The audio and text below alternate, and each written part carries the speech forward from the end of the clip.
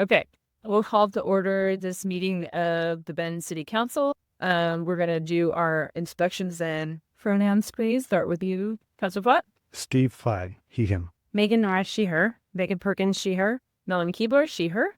Ike Riley, he, him. Ariel Mendez, he, him. Tina Franzosa, she, her. Great. And we are going to get right into our good of the order tonight. And we have a proclamation for human trafficking awareness that Councilor Riley is sponsoring. And we have a couple folks here from the community that work on anti-trafficking work, and they're going to come up and make some remarks after I read the proclamation. Just a couple minutes here. Whereas the United States was founded upon the principle that all people are created equal with an inalienable right of freedom, and in 1865 added the 13th Amendment to the Constitution, making slavery illegal. Whereas slavery within the United States today most often occurs as human trafficking, the illegal recruitment and movement of people for the purpose of sexual exploitation and forced labor. Whereas victims of human trafficking are typically lured or coerced to participate in various forms of exploitation, including commercial sex acts, drug processing and distribution, and other forms of forced labor, and are subject to physical and sexual abuse,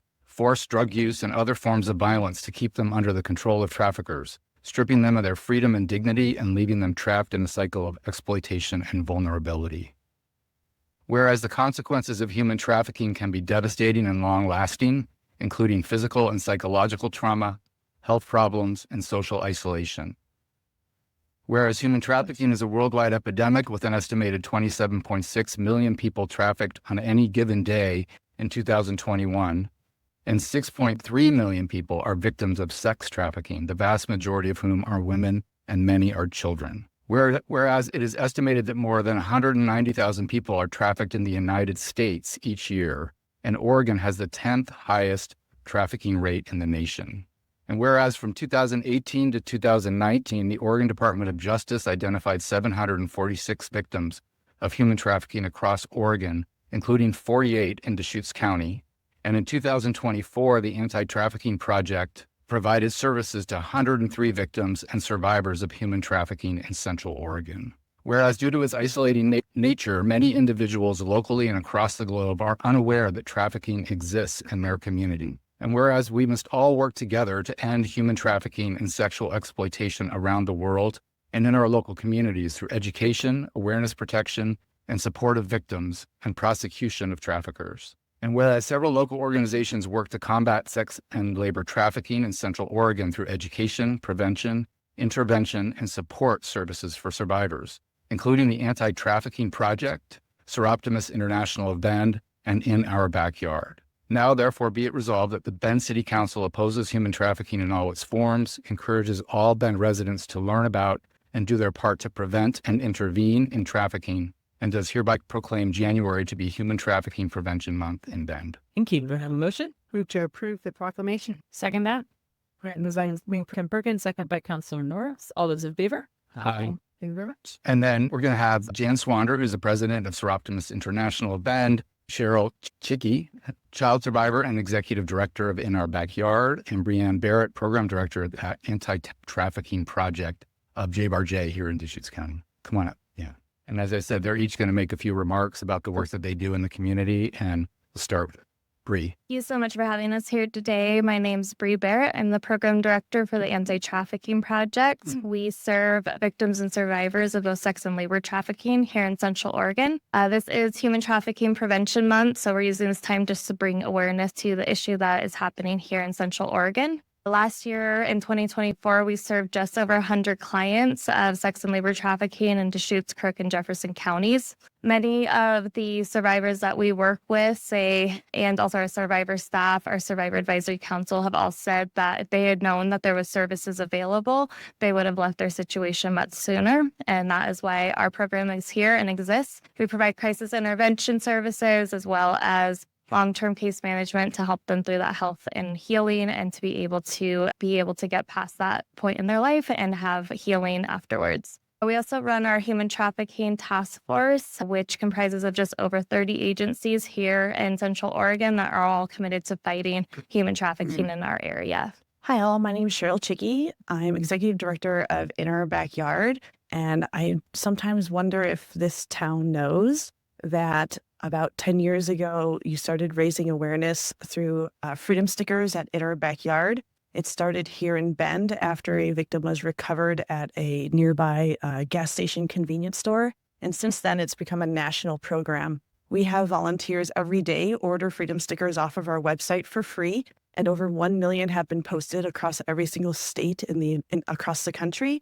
And over 40,000 convenience stores and gas stations have joined us. And it all started because a small group of Central Oregons against human trafficking got together, and that's what created In Our Backyard. Since then, we've created 7 prevention and awareness programs. We come along survivors, not only in the state of Oregon and Central Oregon, but across the United States when there are barriers to cross around certain jurisdictions and programs for states and services. On top of that, we are in the schools helping kids understand how to prevent human trafficking in their own lives. We reached about 2,000 students in Central Oregon over last year's school year, and we had 1 report of harm. We have to reach kids early. At the age of 10, I was being exploited. I went to school full time. I was not a runaway, but I sure wasn't home when I should have been. And there's signs that I think my teachers might have known something was off, but they never knew exactly what was happening. So we want to make sure, like Bree said, that survivors know through the hotline, through those freedom stickers posting, that there is help. They will reach out to that hotline themselves and be directed to the services in that area, but also that we're preventing human trafficking and talking about it.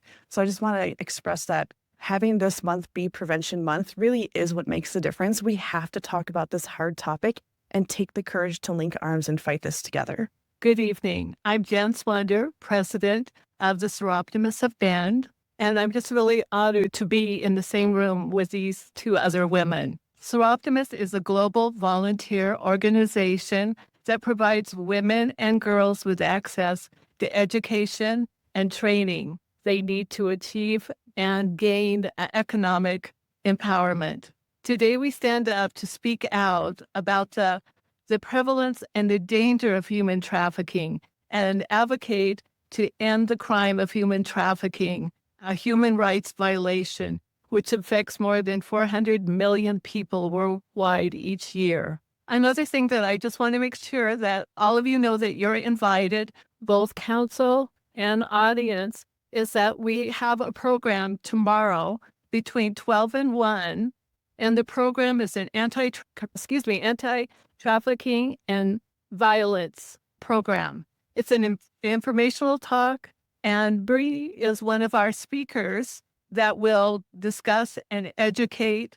And it's a great place for people to learn how to recognize trafficking and what you can do about it.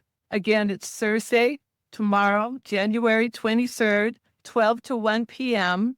It's in the classroom of the Historical Museum, which is at 129 Northeast Idaho Street. Please plan on attend, and I hope that I will see all of you. Thanks so much. We're going to do a photo. I just wanted to say thank you for the work that all of your organizations do. And to just remind everybody, I think it's very sobering to hear about real statistics about this in our community, and that it does exist here, both the sex trafficking and the labor trafficking. And it's really important for people to be aware of that and pay attention and learn more. And if you want to see the links to these organizations, they're in the proclamation. You can go to the agenda for tonight and get links to their organizations there.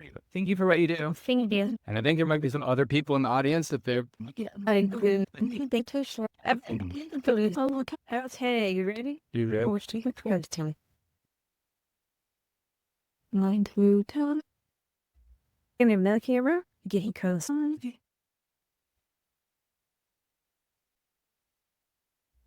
You.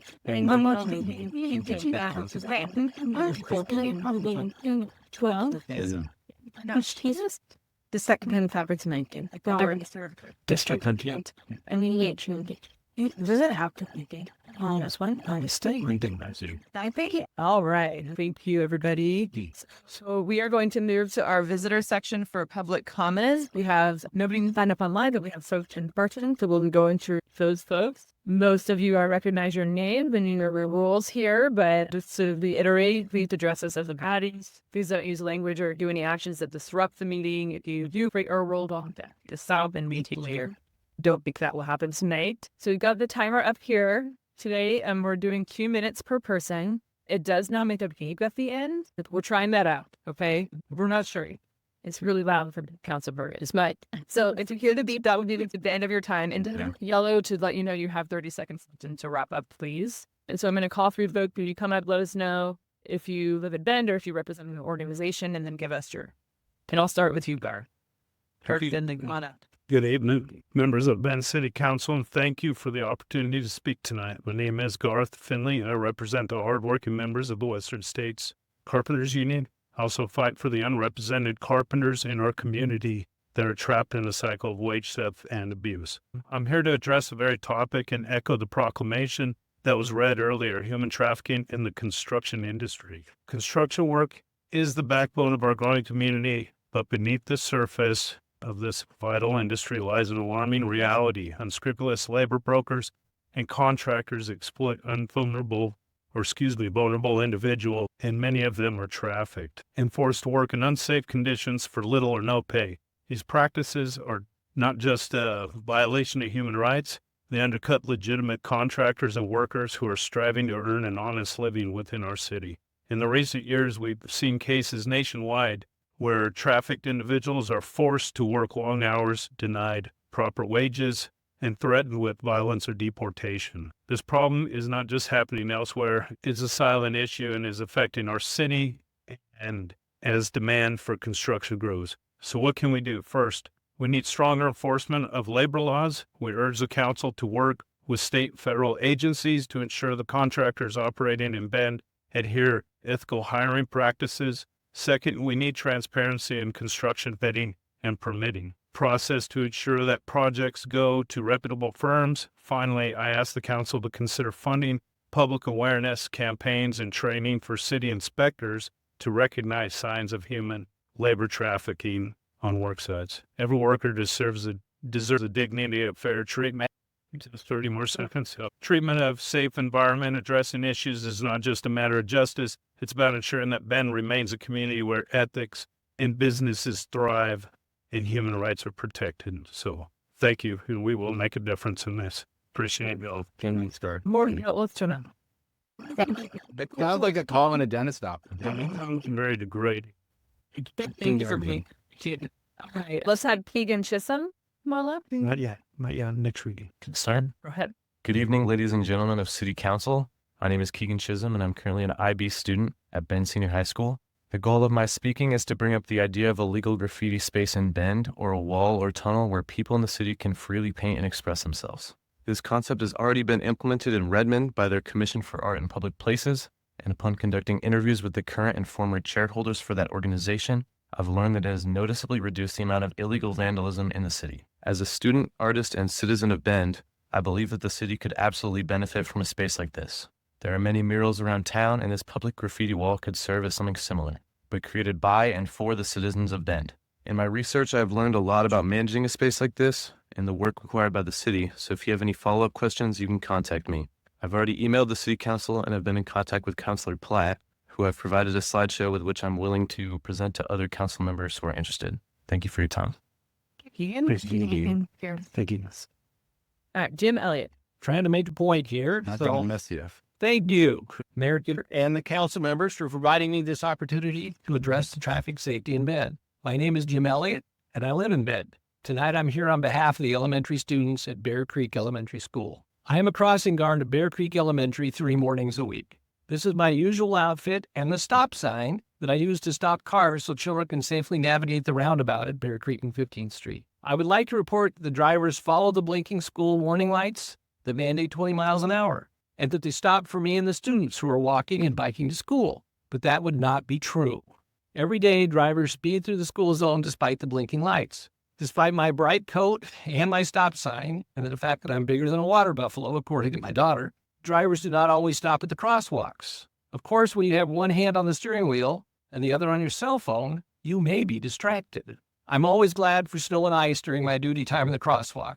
It is the only time that drivers slow, follow the speed limit, and do not accelerate through the roundabout. So I'm asking for a change in the school zone at Bear Creek, and actually all schools here in Bend. Return to the full-time school zones from 7 a.m. to 5 p.m., as it is in other schools in the city. Install raised crosswalks at the roundabout, so drivers must slow down. tighten the radius of the roundabouts to slow the drivers. These are commonly used engineering concepts that are employed in many cities in Oregon and elsewhere in this country. I'm often thanked by the students and the parents and the school staff for providing safe crossings, but I not want thanks. What I want is that the people in power in the city and in the school district take charge of our streets. They need to direct the redesign of our streets so that our children can safely and independently travel to and from school and depart into their friends' houses. Thank you. Thank you. Yeah, I did see that Bear Creek just got money from ODOT for Safe Routes to School to do some work at Bear Creek. But they're, They can I respond? No. They're going to use that money. The school district is going to expand 2 parking lots at Bear Creek, almost half the playground. And what they're going to use that money for, in my understanding, is to replace the trail they're taking out to build a new trail when they double the size of the parking lot at Bear Creek. So I'm not quite sure that makes us. Your point still stands. Yep. Jim Christos, come on. Madam Mayor and City Councilors, congratulations on those elected or re-elected. I hope you all had a chance to read my written submission. I'll be much briefer due to the time limitations. My name is Jim Christo, and I'm here representing myself, not my neighborhood district, although it can be a Bend citizen issue. A few months ago, I got into a minor fender bender track accident. No injuries, very little damage to the car. I encountered some black ice on Revere. As I turned onto it, nothing was unusual, but as I proceeded on the hill, I saw a car stopped in the middle of the road, and the lights were on, no hazard flashers, and I hit black ice and couldn't stop, and I hit her. All these, what I talked about is state law violations. You can't stop in the middle of the road, and you have to use hazard flashers to warn drivers. Had they done that, maybe no accident. Police weren't called because of the lack of seriousness, and that may have been a mistake. The insurance company says I'm at fault because I rear-ended somebody. Nothing mattered except the fact that I rear-ended them. Not the violations of state law by the other driver, not the road conditions, nothing else mattered. But I had a dash camera installed in my car a few weeks before, and I called the police afterward and asked them to review the dash cam footage and give me an expert opinion on who was at fault. They refused, and that's why I'm here. And I've been in a long-running battle with my insurance company. They've raised my rates quite a bit, and over the next 10 years, it will cost me $14,000 because I lost the good driver discount. Now, I believe that having the police to be able to use their expertise in reviewing dash cam footage may have helped my situation. It may help other people in the same situation as I am. But by not doing it, they lost a wonderful opportunity to educate a driver. And I believe, Counselor, that's what they should be doing. Thank you very much. Thank you, Jim. Please, team. David Green. Good evening, Mayor and Councilors. My name's David Green. I'm a resident of Bend in the River West Neighborhood District. I want to thank you for the really great project on Franklin that's coming up. It's going to really improve safety on this corridor for people driving, for people biking, and for people walking. It's going to have better crossings across Franklin. It's going to remove a westbound lane that people use to speed to get ahead of the other people when they approach the underpass. It's going to provide raised bike lanes along Franklin, and it's going to be really wonderful. A couple of weeks ago, I was biking along an arterial, and I came within inches of being hit by a car that was turning off the arterial onto the side street. Scared me to death. Unfortunately, the new design on Franklin won't prevent that kind of very common conflict.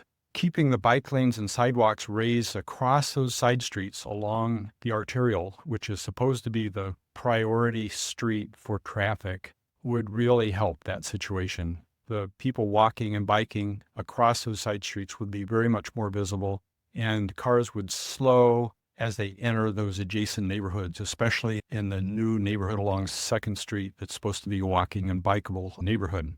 I'd ask you to really take advantage of this investment we're putting in along Franklin and finish the job. We're spending quite a lot of money. We're not quite there. It's really close. Putting in those raised crossings along those side streets would really improve and finish off that project. If that can't be done on Franklin, I'd really like you to make this a standard for bike lanes and sidewalks in the future along all of our collectors and arterials as those streets are rebuilt. So thanks for your time. And thanks for that project. James Teeter. I'm James Teeter, a Bend resident. I'm also here to talk about the raised crossings over local streets. I do want to clarify, I'm not talking about raised crossings across streets. I'm not trying to get I'm not talking about Franklin and 6th, where the high school students cross. I do think that should be raised, but what I'm talking about is what David's talking about, that sidewalks along arterials, collectors, and bike lanes should be continuous. And I do want to talk about Trenton Berger. Trenton Berger was killed last year biking on a sidewalk, and he wasn't killed because he wasn't wearing a helmet. He was killed because he was run over by a car. And the design of that intersection was heavily influencing the way that driver behaved, that they approached the intersection quickly, looked left to see oncoming traffic, and if there was no traffic, they would jut out. They were not looking for Trenton biking down the sidewalk, and that's a very unfortunate issue, and I'm not saying it's her fault, but it is a design issue that I believe the raised crossings could have prevented Trenton's death, and I honestly believe that. I do commend you for the work you're doing on Franklin, for the Bend Bikeways. I see it as a massive investment, a good one, but creating spaces where kids can bike along the street is great. But if every intersection is dangerous, every 200 feet, 300 feet, there's a dangerous intersection, that's not a place where parents are going to say, yeah, just bike to school. It's cool, it's a nice bike lane, but if the intersections don't match it, it's a lost investment. I would ask you to engage with the designers on Franklin. I know that if you guys don't speak up about this with Franklin, it's not going to happen. And that project is probably over $10 million. Would be a lost investment. So thanks for your time. Thanks, James. Thanks. Debbie Frieden. Good evening, City Council. I'm also here to talk about raised bicycle crossings. My name is Doug Dryden. I am a citizen and commuter here in Bend, and also an e-bike father. My commute takes me from Bend's old district all the way over to this hospital medical district over near St. Charles, and I use the Franklin corridor whenever I'm making that commute. And I am really excited about the changes coming to the Franklin corridor and think that it will significantly improve the safety there. I would like to acknowledge the previous speakers, and I have the same concerns that drivers turning right and drivers coming out, frequently cars cross into crosswalks and hang out there while they are waiting for a chance to enter the roadway. That blocks that crossing and forces bikes and pedestrians to go around it. This type of separated bikeway is a little bit new in the design language of Bend, and cars reasonably, to some degree, but not necessarily, need to be looking out for traffic that's crossing on all those intersections. Raised crossings have a lot of benefits. They provide a speed hump and decrease speeds. They indicate priority of the pedestrians and cyclists that are going through that intersection. And there's a lot decreased cars blocking that pathway. I've used these types of crossings in Portland, Orlando, New York City, other places. And I can't tell you how much of a difference it makes as a cyclist in the comfort of navigating a dangerous intersection. Thank you so much for your time. And I would also like to ask you guys to indicate to the planners that we should at least consider using these types of crossings. Thanks. Thank you. That will conclude our visitor section. Thanks everyone for coming in tonight and giving us your input. Really appreciate that. We will move on to item number 4, the consent agenda. To approve the consent agenda.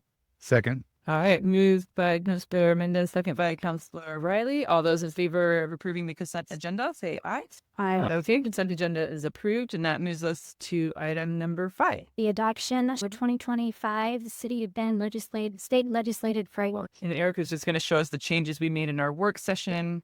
Here's And not so nice has a declaration before we Out of an abundance of caution, I'm declaring a potential conflict on this item. While the state legislature is ultimately the decision-making body on these legislative priorities, some of these items could financially impact my employer, Hayden Homes. Although I am declaring potential conflict, I am still permitted to participate in discussion and vote on this item. No, thank you, Eric. Any? Yes. Can you make it a little bigger, please? Can we make it bigger? Yeah.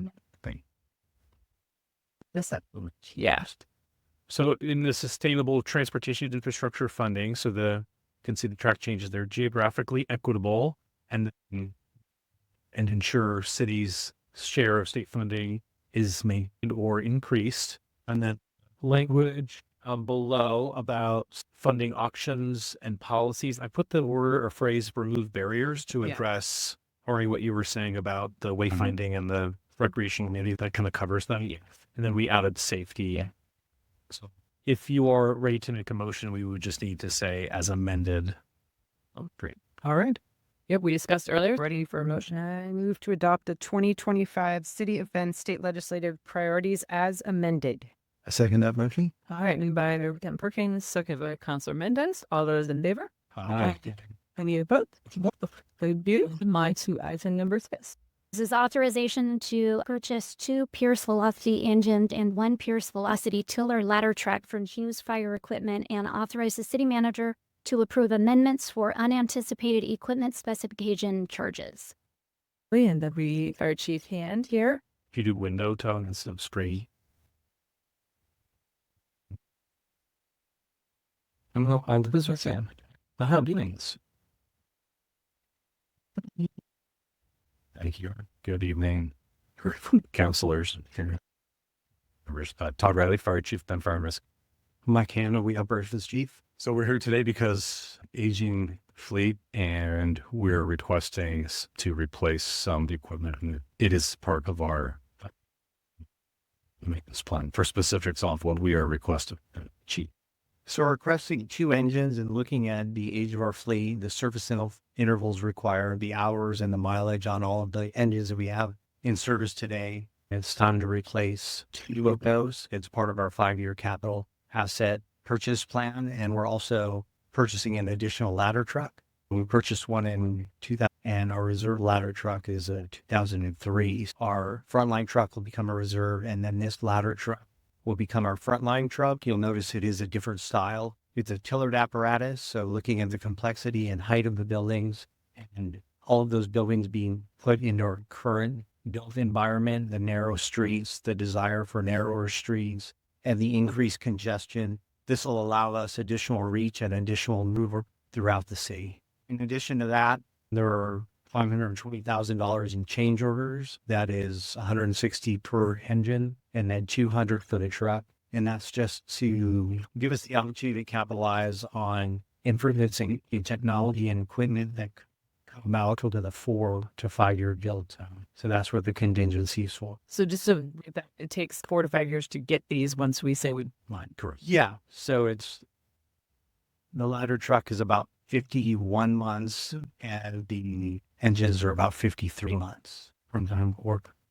Like Chief Hill mentioned, this is programmed into our 5-year vehicle and equipment budget. We are going to put them on a 12-year debt service term. And once the debt is issued for these 3 apparatus, our total debt service will be $1.8 million annually. And this includes all of the debt that we already have today. Starting in FY26, we will have $500,000 reserved each year for that. And we are always in consultation with our very important partners of fleet to make sure that what we are buying is what they recommend. And so they walk us through. They don't make a purchase without talking to them first. So they were hand in hand with this decision. With that, we'd love to entertain you. Any questions from Council Platt?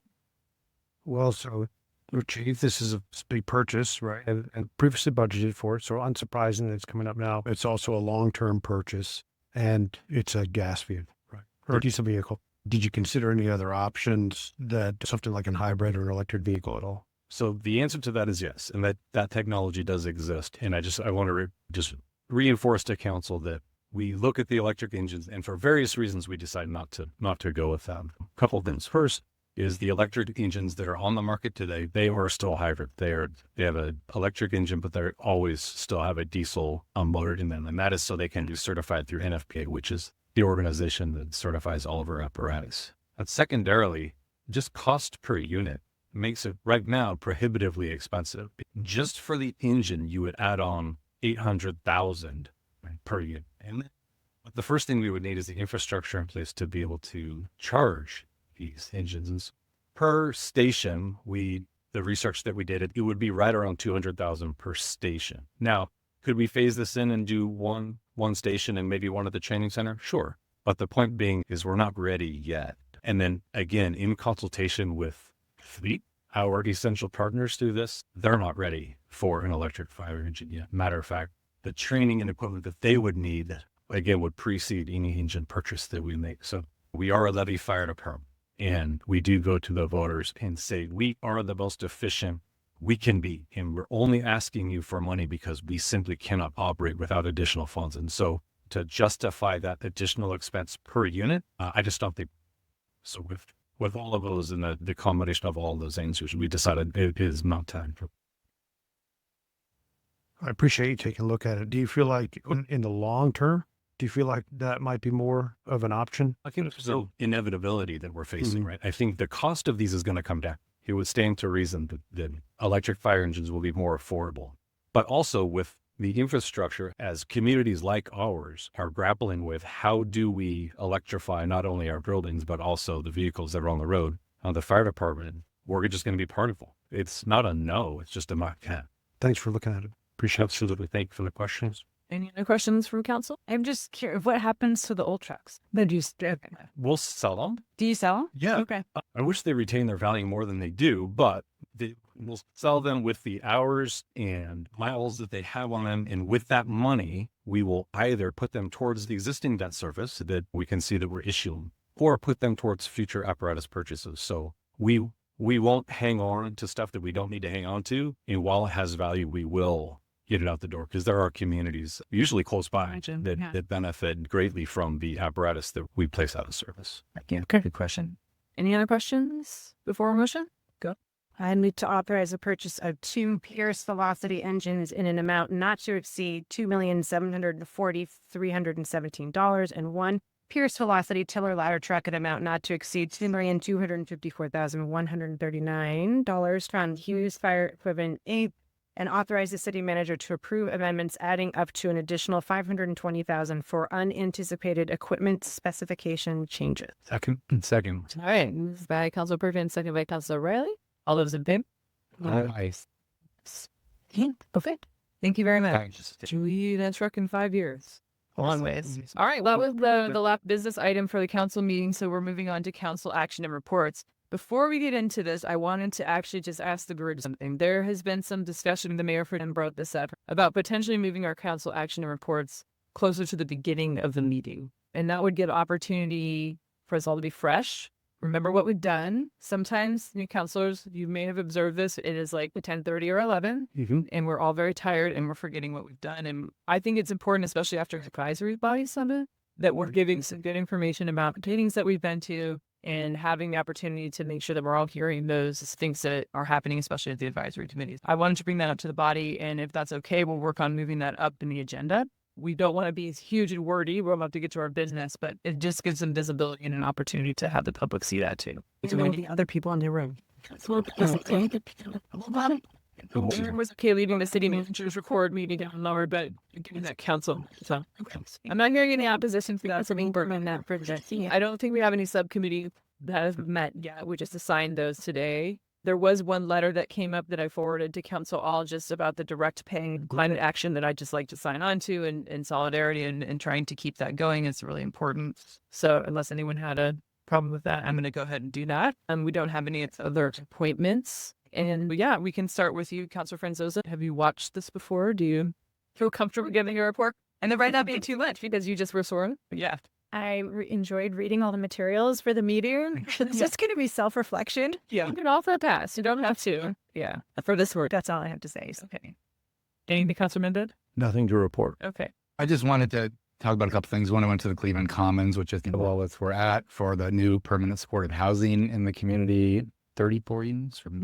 It's just very exciting to see that project coming to fruition, and really appreciate all the hard work that everybody did in all kinds of different organizations, private and public, to make that happen. It's a really important addition to our community. It's the first east side of the Cascades in the state. And I wanted to mention 2 other things. I went to a Latino Community Association event about knowing your rights, and just wanted to thank them for what they're doing in the community to support our Latinx and immigrant community. I think their work is particularly important right now, and it was a good learning experience on way to support people. I also attended a very informal social kind of gathering that the Syrian community did in our community, and I didn't really know that there was much of a Syrian community to celebrate the changes going on in Syria right now, and in a hopeful way that we could have some positive change there. And it was just fun to be there and eat some good food and meet some new people and hear stories about people in our community again who are connected to another part of the world.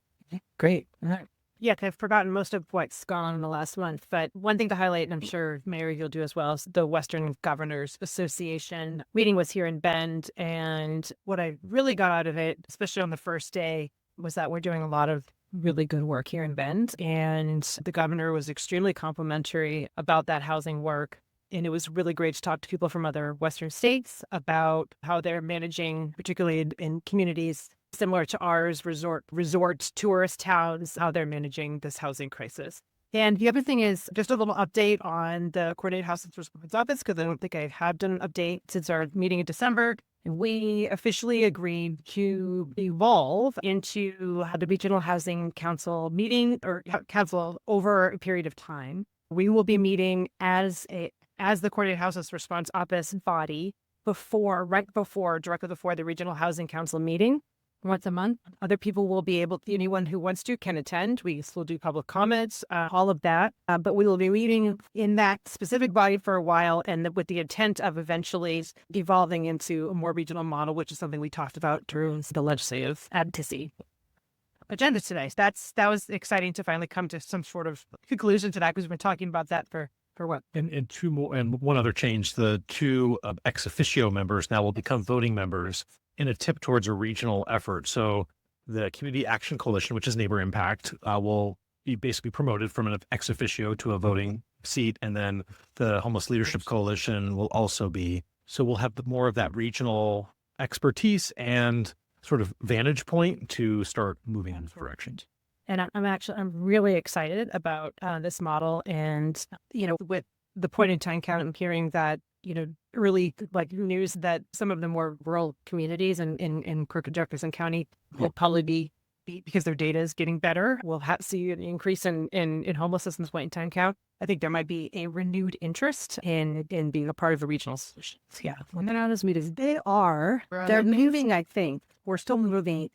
They're Mondays from 5 to 6:30. Somebody talked about, I think, 3:30 to 4. I don't know. We're still. I will let you all know. Okay. Yeah, I also went to the Cleveland conferencing, and I just to echo, is so exciting to see, and we just need to do more. We need to do a lot more. And I also spoke to the 6th grade class at Cascade Academy. They had lots of amazing questions, and they're just like leaders in the making, just really trying to figure out and bring some good suggestions. We talked a lot about, where's Renee? Googly eyes. Yeah, I don't know. Googly eyes. There are a lot of thoughts about people that might have some sort of criminal offense should be charged with actually taking them down, so you don't have to pay. So yeah, it's a very creative idea, but it was really nice to see. The Environment and Climate Committee did meet. We have some new board members. I think we had 3 new board members, so that they could barely fit around the dais. So we're fully packed there. And then Mark Buckley will be the new chair, and then Laura Tabor will be the vice chair. We talked a little bit about the outreach and education engagement plan. Our new staff person, Megan, has been leading that effort. And in particular, just talked about timeline for social media, posting 1-pagers specific to the priorities on that website, which I think will be really good. Talked about the timing for the Energy Navigator program, which will be February or sometime. And then a sustainability newsletter, which will start being developed in March. And then we also had a larger discussion about the climate action plan and goals, and as we relate to goal setting. And so there are a lot of goals. There's 74 climate action related goals. So trying to prioritize those, which the body has tried to do before, but I think is acknowledging and had hit some hiccups, but I think they're acknowledging it needs to happen again, to maybe have some goals that are like in the next 2 years, and then have goals that are 3 to 5 years. So prioritizing those, they are acknowledging, will be really important for us and to help advise council.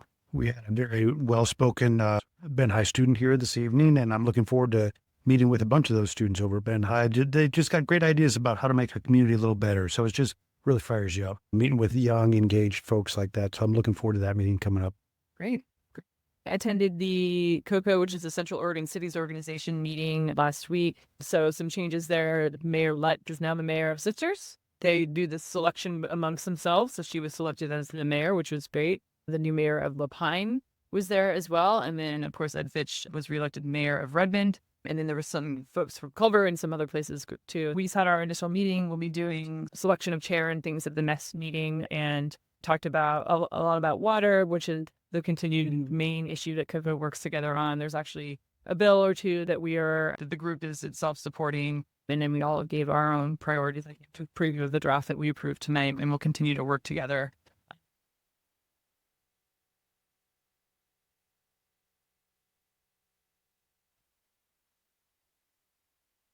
It's a long ways. All right. Well, the last business item for the go to a verb. Since passing it to short. It's a long ways. All right. Well, the last business item for the council meeting. So we're moving on to council action and reports. Before other folks in the building, you heard Eric mention Pam Marks. She's the housing chair who knows us well, and we always go and talk to her about what she's working on and advocate for what we need. So I'll be doing that next week. Everybody recorded for the podcast, right? That was fun. Yeah, let's see. Oh, yeah. And then I had UDBA met this morning as their liaison. I went to that meeting. The one thing I wanted to highlight that we're going to be seeing soon is they are looking to join the Main Street America program. So they have a need for us to provide a resolution, a letter in support of that. And so that'll be coming to us on our agenda. But that also is imposing some requirements on them on setting some goals and having a work plan. So they did a lot of brainstorming around that, around beautification and safety and other things that they can work on in the EID. Obviously, parking was a topic that's, I'm sure, at every meeting, but there is actually a meeting of the Downtown Parking Advisory Committee tomorrow. So that continues to be worked on with staff and through DBVA. So I look forward to continuing to meet with them. I think I had one more thing, but it was. And then I'm just going to throw it over to Eric, and maybe you can start, Eric. So I was on our website and I see we have our wildfire preparedness fact. Yeah. This online now. Yes, I think with the fires in LA, and unfortunately, it sounds like things took a turn worse today. I think just everybody's concerned, myself included, of just how we see that destruction and our concern for our own community. And so we heard some of that in the comments from the listening session. So what we have done is put out frequently asked questions just to really try to respond to the most pressing concerns, issues that the community has. And so that is on our website. So as the mayor mentioned, you go onto our banner and you'll see it right there. You can also just type in the search word wildfire preparedness and you'll get all of that information. We have a whole communications plan where some of that information we'll put out in digestible bits over social media posts and things. But just I think the big piece to remember, we do our part as the city and we have plans. We'll probably have some council goal items. As suggested, I think that's very much in alignment with what we're going to be proposing as our leadership team to council around evacuation plans. We always say there's not one evacuation plan. It's fires are very dynamic here in Bend. This is where some of those differences occur between what happens in a coastal community or in a canyon city versus our situation in Bend. However, we think that there's more work that could be done there. I think there's also opportunities to look at our hardening of our codes, as discussed earlier. And then I think just community education and awareness. And it really starts, and I really want to emphasize this point, where emergency preparedness starts with individual action and preparedness. And a lot of that information is on our website around go bags, signing up for Deschutes alerts, just being really aware of your own situation, your own agency to protect yourself and your family. So just wanted to get that message out and maybe just pause and see if there's any questions. I think we've shared a lot of that information to council. It's out in the community, but please keep the questions coming, ideas. This is a great time because it does converge with our council goals as we look to always improve and respond to community concerns. Yeah, I think we heard tonight and we're going to continue to hear, I think, concerns about this, especially leading into fire season. I think it's just hard for people to hear. I can't give you a map that's the right way to go every time. It's just really hard. I can't. And I think someone wrote us today, please eliminate the risk of fire. We cannot do that. I wish we could, but I think this is a great first step in just that communication piece. And if folks haven't looked at it, go look at this site and maybe push it out to people because it has all the questions we've been receiving are there. We'll put more up if we get more, right? So, and one other point to just make on the operational level, we have an emergency management program with staff, which is something is fairly new to the city. It's typically emergency management is at that county level. And we do a lot of coordination with the county, but we've done a lot more as a city organization with Carrie Carl as our director, and that includes tabletop exercises. We've had many. We actually have one next week that is planned to simulate a large wildfire operationally, how we would manage that with law enforcement, transportation. So we practice. I think that's important for the community to know that we don't just wait for something to happen and react, that there's a lot of internal work, training, real life exercises, et cetera, that takes place on this and many other types of emergencies we face as our climate's changing, as our world is just getting more complex and dynamic to be able to adapt. So it's more about adaptation and resilience. All right. And then the second thing I wanted to talk about is permit extensions. As city council, not the new council, remembers about a year ago with the uncertain economic times, high interest rates, a lot of projects that were permitted So the developer went through entitlements, got all the approvals that they need, and they said, hold on a second, the market isn't quite there for my project to pencil. And we saw that dynamic happen, and we responded with an extension last year. So there was a 1-year extension that was granted between last January and June. So people had a period to file an extension. They did. Colin can speak to more detail on this, but we had a number of them. We were coming up upon that. We think it's a good idea to offer another 6-month extension. Our code allows for up to 2 years of an extension. My request is not for you to make a decision tonight, but it's to have your permission to bring forward a resolution to extend the program at the next council meeting. I want to make sure there's general interest in that concept. The actual decision would be in 2 weeks. So just for clarification then, because I should probably remember, but I don't. The code allows us to do this, and we took advantage of it for a year, and we can do it for up to another year. Correct.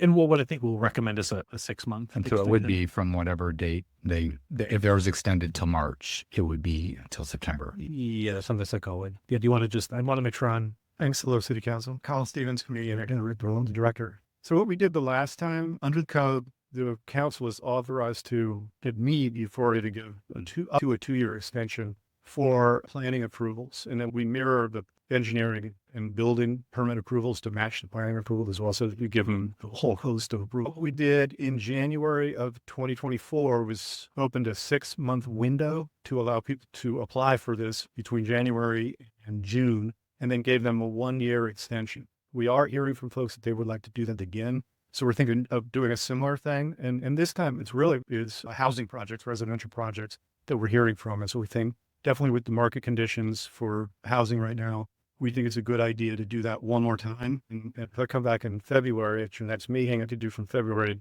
through July. So give a 6-month window, similar thing, and then let them do another 1 year. So either people who took advantage of the 1 year or people who didn't take advantage of the 1 year could still take a good another year. But that would be consistent with the code because the code does allow for an up to a 2-year extension. So that's what if they applied last year for their extension on April 1st, it would be for a whole year, another whole year from them. Correct. Good.